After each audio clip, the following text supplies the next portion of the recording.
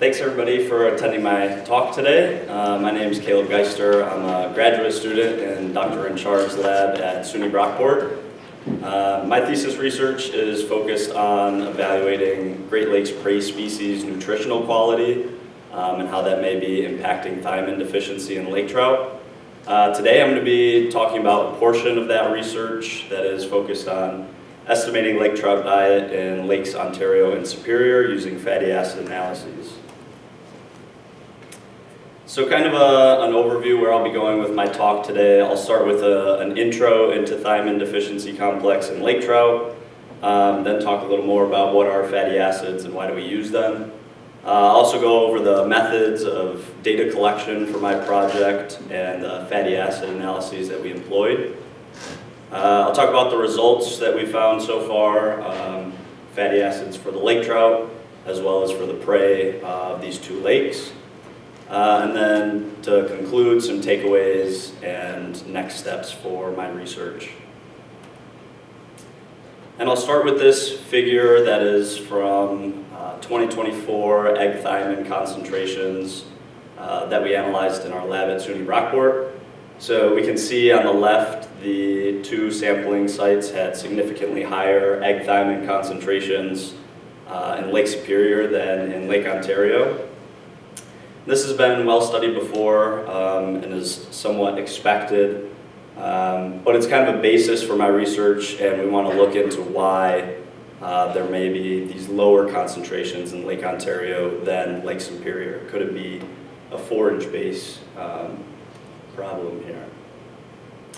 So what are fatty acids? If you're not familiar, they are the building blocks of lipids, structured in the way that you see on the slide here. They're hydrocarbon chains with a methyl and terminal carboxyl group. And we can use fatty acids as a biomarker, a tracer of diet, because they're relatively conserved from the prey to the predator. So they operate under this principle, you are what you eat, and that's kind of how we use them. They can be classified in different ways. They're saturated if they have no double bonds, like this one present in the bottom left, or they can be varying degrees of unsaturated if they have double bonds present, like the other three shown there. I also dug deep into the literature that's already out there about lake trout diet. These types of analyses are certainly not new to the field, but are certainly important to track over long time series. So in Lake Superior, the lean lake trout have been shown to positively select for rainbow smelt, and they'll kind of shift their view to Coregonus species when rainbow smelt abundance is low. I'll also note that in Lake Superior, the opportunity for lake trout to feed on alewife is rare. However, in Lake Ontario, the lake trout are primarily feeding on alewife, while also incorporating some other species like brown goby. And I made special mention of the alewife because they have long been known to be to contain this thiaminase 1 enzyme that is capable of breaking down thiamine. So we are particularly interested in the alewife, as well as many other prey species. That brings me to the objectives for my project. For the sake of this talk, I'll focus on the first one, which is to analyze the stomach contents, fatty acid signatures, and stable isotopes of adult lake trout to estimate their diet. Getting into some of the methods here, so for sample collection, this was a multiple organization approach. We collected lake trout from Lakes Ontario and Superior at these sites shown in the top right corner there. In Lake Superior, the three sites were Apostle Islands, Keweenaw Bay, and Munising. And then in Lake Ontario, the three sites were Olcott, Hamlin, and Oswego. So we captured these lake trout using gill nets set in the fall spawning season. And our target was to collect 20 females per site per lake. And from these captured lake trout, we collected tissues like the eggs, belly flap, stomach, muscle plug, and maxillary bone for various analyses. For For the prey, we collected them via bottom trawl from both lakes. This was done in the spring, summer, and fall of 2024 and 2025. And our target for the prey species was to collect 30 individuals per species per lake in each of these 3 seasons. So just an example of some of the bottom trawlers that we collaborated with up there, as well as a haul of one of our gill nets from survey at SUNY Brockport on Lake Ontario. So that, of course, was our goal. In fisheries science, nothing's a guarantee, so we didn't really get 20 females per site per lake. This is what we ended up analyzing. In Lake Ontario, there's 69 lake trout, male and female. In Lake Superior, the 40 lake trout are all females, as well as the prey species that we were able to collect and analyze. So total, Lake Ontario, we're looking at almost 200 samples for fatty acid analysis, and almost 300 in Lake Superior. For our lipid and fatty acid analyses, this is done in-house at SUNY Brockport. So we extracted lipids from lake trout belly flaps as well as from whole prey and quantified the percent lipids gravimetrically. We then transmethylated those lipids and prepared them for analysis in the gas chromatograph mass spectrometer. That returns a chromatogram that we can in turn integrate. We're looking at 27 fatty acids of interest when we're integrating those chromatograms, and then can use that data in softwares like Primer 6 to statistically analyze the data. And I have some results from Primer analysis. This is lake trout belly flap fatty acids separated by location in the 2 lakes.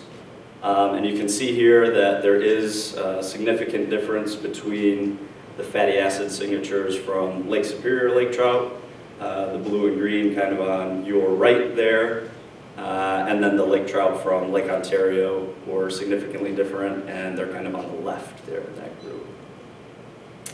So we predicted that this difference is due to the forage base in both of the lakes, and we wanted to look at what prey is available to the lake trout in the 2 lakes. So I'll start with Lake Ontario, where we analyzed 3 species, alewife, rainbow smelt, and round goby. And this is a principal component analysis that I ran, and to kind of understand it, I put this coordinate system here, and you can think of the data points that are off to the right that are positive on principal component 1, such as the round goby, are high in fatty acids such as the 16,1N7, 22,6N3, and 18,1N9. And then on the left side of the graph, the alewife would be inverted, the opposite of those. On the top of the graph, so positive on principal component 2 would be high in things such as 22,6N3, and then lower in that 16,1N7. So to kind of tie this into the lake trout, we used this split between 18,1N9 and 16,1N7 to create a ratio. And we see that the ratio of 18,1N9 to 16,1N7 in lake trout is the most similar to alewife, which suggests they are feeding primarily on alewife in this lake, while also incorporating some of the other species as well. We ran the same type of analysis for Lake Superior. This is a CAP analysis ran on Primer, and it kind of operates under that same principle. So if you want to think of the coordinate plane system here, our rainbow smelt off to the right side of the graph are high in things like 16,1N7, 25N3, and low in 16,0. The opposite could be said for those that are off to the left side of the graph. And then we see kind of this overlap between the bloater and the kai. This seems to make sense ecologically. They are morphologically similar fish and probably are feeding on the same type of species, have a similar diet.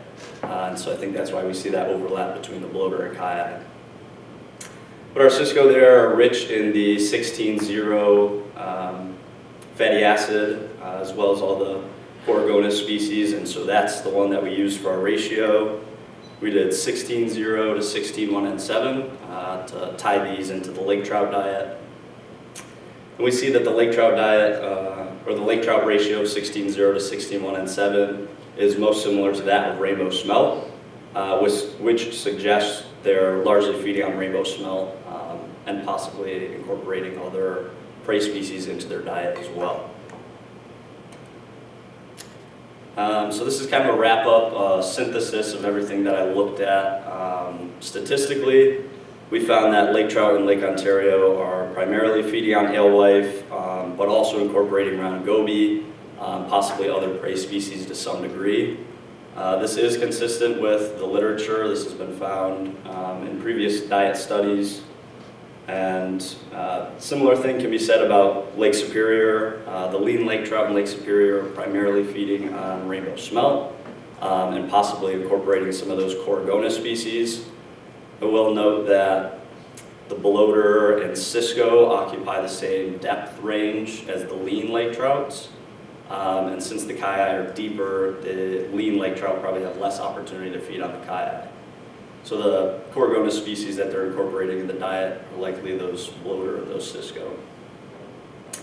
And our findings that they're primarily feeding on rainbow smelt is consistent with previous literature that has shown rainbow smelt to be a large proportion of lean lake trout diet in Lake Superior.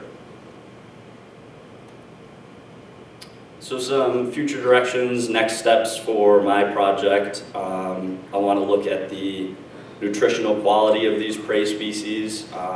That is partially using the fatty acid analyses. We also want to look at thiaminase activity. Alewife does have the highest in the 2024 samples, has the highest average of the species that I analyzed. But there is some thiaminase activity in the bloater and Cisco from Lake Superior as well. So this is something that we'll dive into a little bit deeper and kind of use in concert with the fatty acid analyses and thiamine concentrations to get an idea of what the quality of those prey may be. With that, I would like to first thank my advisor, Dr. Richard, for his help and support in my project thus far, as well as to my thesis committee members, Dr. Schultz, Dr. Brian O'Malley, and Sean Sitar, to all the students in Dr. Richard's lab that have helped with sample processing and analyses, as well as to all the agencies that have helped collect samples for this project. We certainly couldn't have done it without you guys, so a big thanks there. As well as to the funding for this project by the Great Lakes Fish and Wildlife Restoration Act and the SUNY Brockport Distinguished Professors Award. And also thanks to all of you for your attention today. Thank you.